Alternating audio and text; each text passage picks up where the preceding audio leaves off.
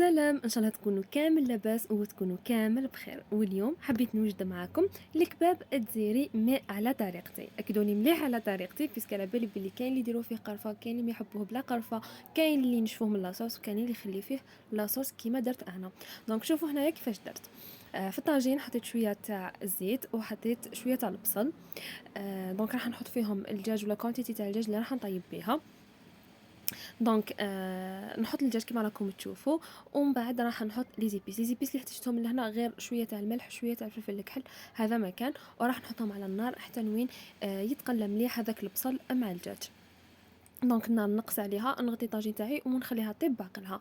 اون فوا طابلي ولا تقلالي مليح، لهنا واش رايحه ندير؟ راح نقطع كونتيتي تاع تاع معدنوس رقيق كيما راكم تشوفوا، ورايحه نزيدو على هذاك الدجاج تاعي، ونعاود نمرقو بشويه تاع الماء ما يكون سخون بيان سور، ونعاود نغطيه نرجعو للنار حتى وين هذيك لاصوص تاعي تختار شويه، يعني ما تقعدش غير الماء، وهذاك الدجاج تاعي يطيب. دونك راح نقلبو غير شويه برك، نحركو شويه برك ونعاود نحطو على النار. شوفوا من بين يعني لي غوسات اللي راح يوجدوا ليه ما يديولكمش وقت او ميم طون بزاف بنان.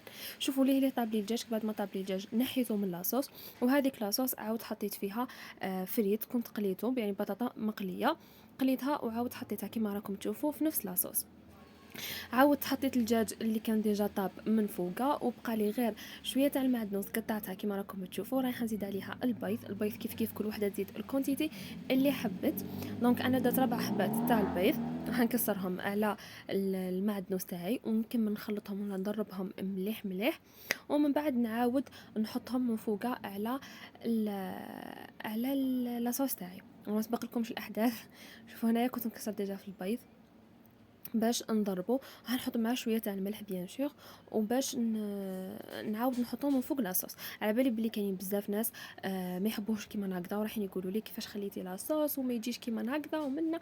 على بالي بلي يجي لاصوص لازم تكون ناشفه ولا تكون عاقده بزاف، انا نحبو كيما هكذا. عاود حطيتها على النار، غطيتها، خليتها تغلي، جمد البيض، نحيتها ديريكتومون وقدمتها كيما هكذا، او بيان سور مع شويه تاع القارص كيما راكم تشوفوا، او يجي ما شاء الله بنه وبالصحه والراحه.